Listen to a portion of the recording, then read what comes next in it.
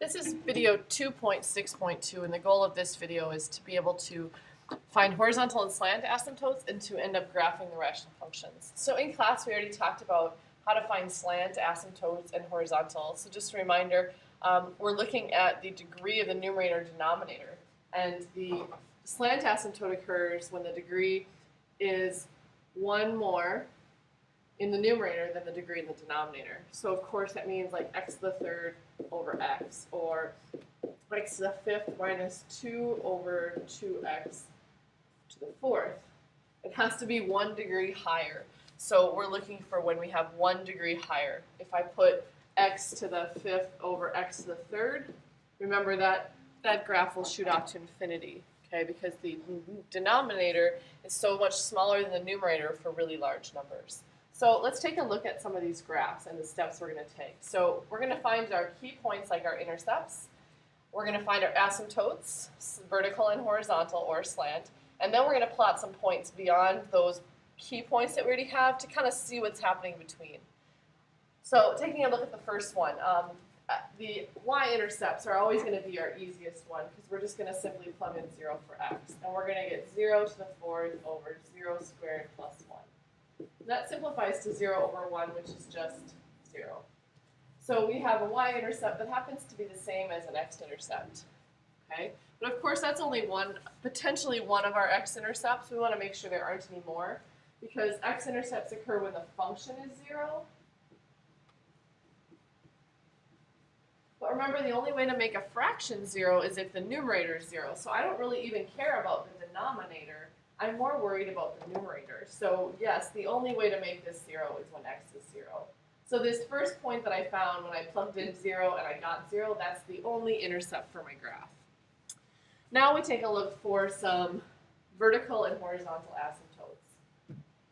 So when we're talking about vertical asymptotes, remember we're asking when is the bottom 0, because we cannot plug in that x value, otherwise it won't work. So my x squared plus 1, I'm asking when is that 0? Okay, so that's when the denominator is 0, because that's not valid.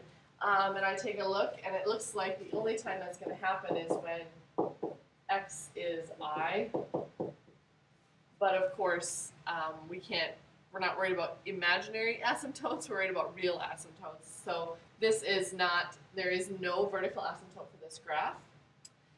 Now we're going to take at horizontal or slant asymptotes. Remember, we look at the degrees of the numerator and the denominator. The numerator is much larger than the denominator. So again, this means that there will be, it is not 1 more, so it will not have a slant asymptote. Since it's 2 more, it'll shoot off to infinity in either direction. So we have really nothing but 1 point right now. So we've checked for all the asymptotes. We know we're going to shoot off to infinity and or negative infinity, but now we need some more points. So we're going to plot some more points. For instance, we're going to plot some negatives and some positives. We're going to plot everything around this axis.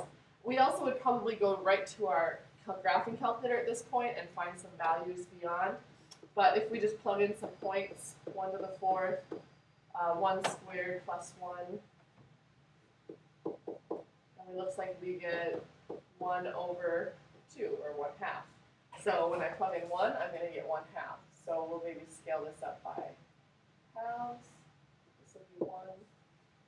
Now what if I plug in negative 1? Notice that negative 1 will actually give me the same answer, because negative 1 to the fourth and negative 1 squared are the same value as if I plugged in 1. So I'm also going to get 1/2. So over at negative 1, I'm going to get 1/2 as well. So it kind of looks like this might be a V shape. But I want to plug in some more points to be sure. So maybe I plug in like 3, f of 3. 3 to the fourth, well that's quite large. 3 squared plus 1. The bottom quickly is 10. The top, 3 to the fourth, is 81. 81 over 10 is about 8.1, so I'm going to go over to 3 and up to 88.1. 2, 3, 4, 5. It looks like I can't even get that on my graph. So it looks like this is definitely shooting off to infinity, like we predicted.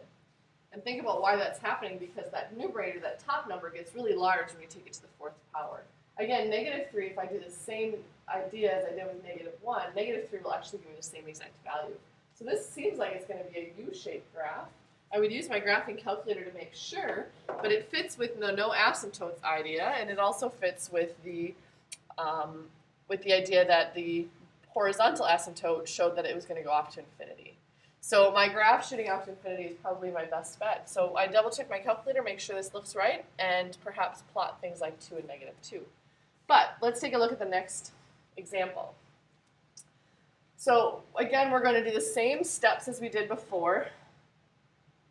So we're going to still look for the x-intercepts, we're still going to look for the y-intercepts, and we're still going to check for the asymptotes. So quickly, the y-intercept, plug in 0, 2 times 0, 0 minus 1.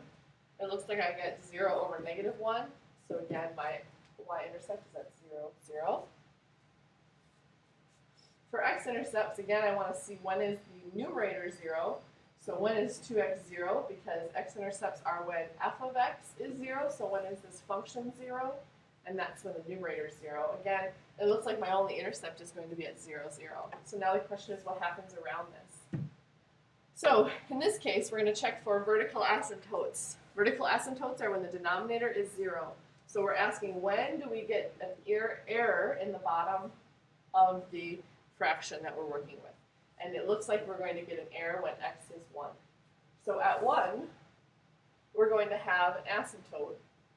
Now remember, we show that with a dotted line. So x can never approach 1. Okay, it can't equal 1, excuse me. It can approach it from left and right, but it can't ever equal it.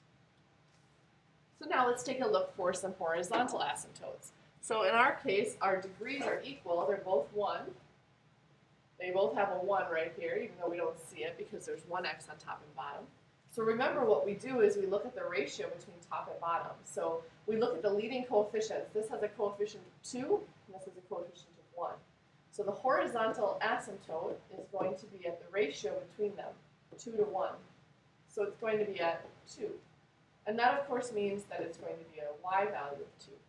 So this says that as y goes to infinity or negative infinity, the function is going to get increasingly closer to 2, but it will never equal 2. So we're going to draw a horizontal asymptote at 2. So we have this kind of graph. It's split into kind of 4 regions. So we got to figure out where the graph falls in those 4 regions. So a couple of key points to plug in would be points like something negative, maybe -3. Okay? Because we've already found the asymptotes, we want to know what happens by this red intercept, this point that we've already graphed at 0, 0. So if we plug in f of -3, we'll see what we get. F of -3, 2 times -3, -3 minus 1, -6 over -4. It looks like we get -1.2. So at -3 we get -1.5. -1.5. Again, we're getting closer to 2. So it looks like my graph is going to do something like this. To be super positive that it goes down in this direction, I probably want to plug in f of 0.5 and just make sure that it goes down where I think it goes down. And it looks like I get 1 over -0.5. And that is actually -2. So of course it does. Actually, there's 1 point right there. So I sketched points around the intercept to see what the curve looks like. Okay. Now I'm going to figure out where my other curve is. This is a function, so it will not have values. It will not have values that are, for instance, it will not have values that are going to be up here, because then it would no longer be a function. Okay, so I'm only going to worry about stuff to the right now. I've done the stuff on the left of the vertical asymptote. Now I'm going to do stuff on the right. So I'm going to plug in some points like 2, 3, and 4. I'm just going to see what happens in that section of the graph. So I'm plugging in 2, 3, and 4. Or again, you're looking at your graphing calculator to check some points. But plugging in 2, I'm going to get 2 times 2. I'm sorry, not 2, of course. I want to plug in 3, 4, and 5. I know 2 is my vertical asymptote. So I'm plugging in 3. See what happens at 3.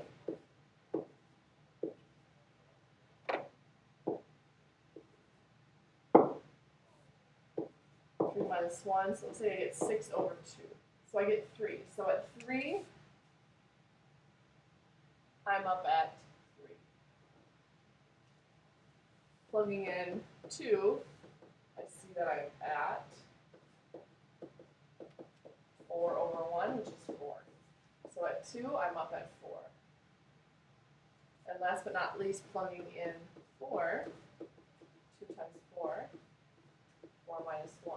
It looks like I'm at 8 over 3, which is about 2.6 repeating. So over at 4, I'm at 2.6 repeating, so a little bit lower than 3. So I'm starting to see the curve. And there's your graph. Okay? You've checked for points on the left, points on the right of the asymptote, and on the left and right of the intercept. And I have a nice curve. Last but not least, here's your checkpoints. Make sure you fill out the Google form that goes along with them so we can get some information on how you're doing with this stuff. I would say that each of these, just as a hint, has a slant asymptote. See if you can figure out where that slant asymptote occurs. But get at least the intercepts graphed and figure out some of the asymptotes and bring your questions into class.